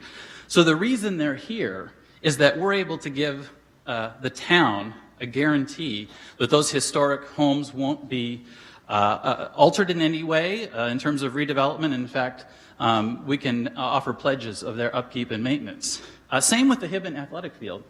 The reason that that's here in the plan is so that we can preserve it for open space. The seminary is willing to talk about a 40 or 50-year window in which we would say that will be open space, and we want to beautify it, enhance it for the neighborhood, and there's opportunities to open that up to Mark I Park. So to be sure, as we've discussed, the seminary is thinking about Tenant Roberts and wants to engage the neighbors, the town, on the redevelopment of Tenant Roberts, and down the road, the Erdman Center, which is a 1950s cinder block building. The other parcels are there because they are historic, and we want to show good faith and put our name to it in a legal sense with this redevelopment plan. So the redevelopment plan just allows certain guarantees to be offered on contiguous properties. So we actually put those there for all of you.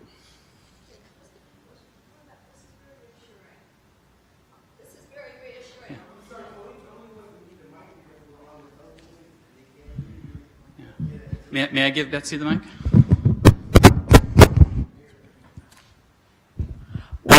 Thank you. This is reassuring. What about Adams House?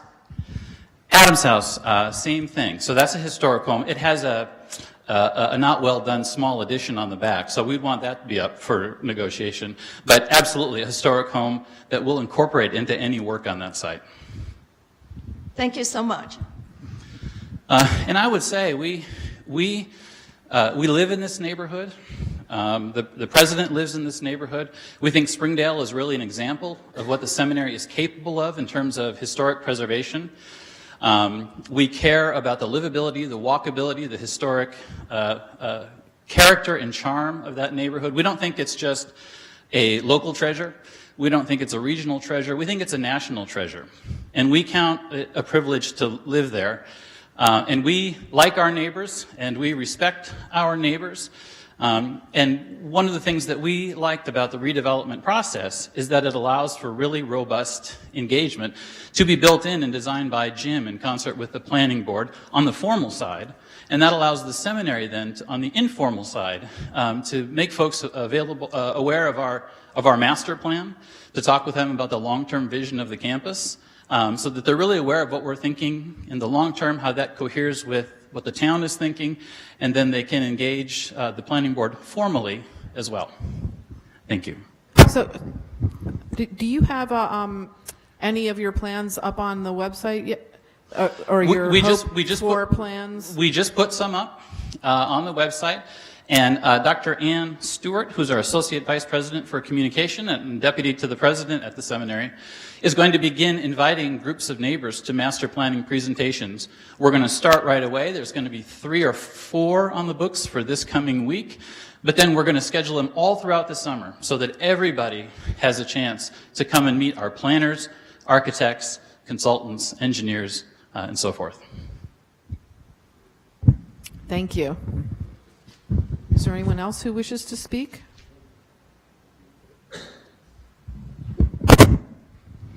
Eve Niedergang, Forester Drive. Jim, this is really a question for you. You've talked about all the benefits of redevelopment plan rather than zoning. I'm always suspicious of something that seems a win-win. Are there any negative implications or downsides to that you haven't addressed? I mean, the municipality has greater powers and control using the redevelopment plan tool. So maybe it could disadvantage if the town were more picky. Or, I mean, I'm thinking that's what might be considered the downside. If an institution wanted more leeway, they wouldn't want to use this. I mean, I don't know if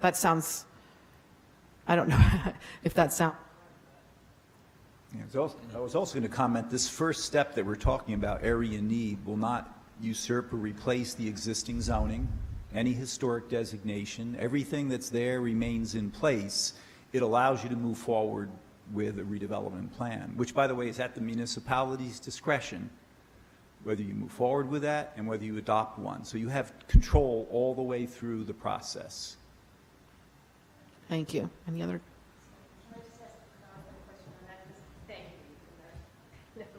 And you too, because that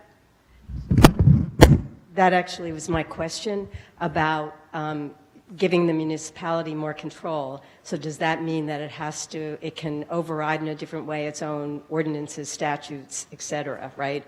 And if it can, I mean, I guess that's one of the things that you get concerned about, because we know about those protections. So I think that point is still a little hazy to me about whether, in fact, you still have to abide by all the zoning or the historic or all of those requirements. Yes, you can put in place basically new zoning if you move forward with a redevelopment plan that's very specific to that plan. So it might include preservation parcels. But the current zoning and the current historic district, it's currently a historic district, right? So with this, if this goes forward, this redevelopment, do you still have to abide by those same historic rules, or do you get to kind of override them? The redevelopment plan becomes the zoning. So I think so. It's right that we could, in theory, go override it. Override it. I think, and that's. But they could do that now in any event, as you know, just by changing the zoning there. Right. So this is a way of changing the zoning, as it were, but in a much more detailed, sometimes prescriptive, but not necessarily, but a much more granular and detailed way than you can with conventional zoning. So I think the benefit to the public, the benefit to the municipality, as Jim said, is the control. I think the benefit to the public is that if a plan is being put in place, the public has a much better sense of how the site is going to develop. And I guess the example I could draw you to is Princeton Hospital when it moved to Plainsboro. That whole campus is a redevelopment. And if you ever go and pull up their redevelopment plan, it is incredibly detailed, right down to very specific concept plans, elevations for the buildings, layouts, where the landscaping's going, how wide are the buffers going to be. I mean, you could really see what that campus was going to look like long before a development application was ever filed. I get that, and I just think that, the concern is it's historic. Yeah, absolutely. It protects it now, and so, it's not necessarily protected that way. And I think, just to get to that point, just to understand that. No, correct. Yeah, I mean, this would replace what's there now. Yeah. That's what. If it were. Well, I mean, even if there were a historic district, that would be overridden. Well, if it's your would- historic district, if it's state designations you can't override, federal designations you can't override, but your own local designations you can change when you want to, following the process laid out in your ordinances. So this would be, so a redevelopment plan functions very much the same way as an ordinance, only far more detailed. But wouldn't it just be the parcels that were named? Yeah, I mean, yeah, I think we want to be clear. Yeah, it would be the parcels that are named is what we're talking about. Correct. We're not talking about the entire neighborhood. No. Yeah, so I don't want to be, anybody to be confused about this. Yes, the maps that are attached Yeah. to the resolution show the specific parcels that you're asking the planning Yes. board to Yes. investigate. And if the investigation came back and said that these parcels did qualify, and you were to act on that, you would be limited to those parcels. Those You would parcels. not be allowed to include anything beyond what the planning board was tasked with investigating. So it wouldn't be the residents, it wouldn't be their homes No. at all? It could wouldn't affect them only at all? be, it could Yeah. only be the parcels Yeah, on those okay. maps. Just so everyone's clear. Yeah. Thank you. Do you have another question? I just want to emphasize, I'm very happy with the way the discussion's gone, but I would like to beg you to remember how closely physically we're linked to the seminary and really be faithful to your promise that you would keep us informed. I'll give you one incident why. Lord Jacobus bought the oldest house in Princeton, the Barracks, which he's been wonderful about making available to the public. And unfortunately, due to an engineering defect in the seminary property that was old, which I don't blame the current administration on, it was inherited.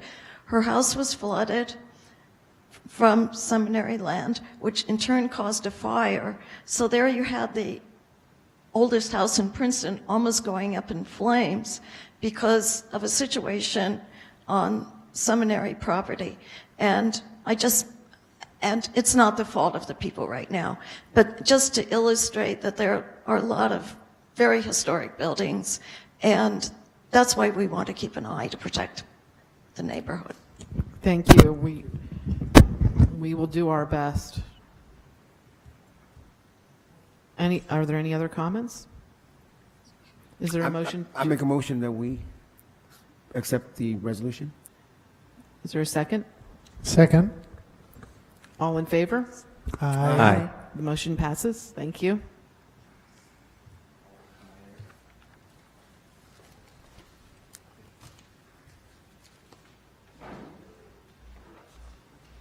Now I'll start the next. Should I just start the next one just to get through the meeting? Yes. The next is Resolution 18-219, resolution authorizing a 5-year extension of the lease of a portion of Monument Hall to Princeton Community Housing Development Corporation. So moved. Second. All in favor? Aye. The motion passes. Next is the items on the agenda the consent agenda. Are there any items that anyone wants to pull? Is there a motion to? So moved. Passed. Second. Yeah. All in favor? Aye. The motion passes. Is there a Move motion to to adjourn. adjourn? Is there a motion to adjourn? So moved. Is there a Second. second? All in favor? Aye. Aye. The motion passes. Ha ha ha.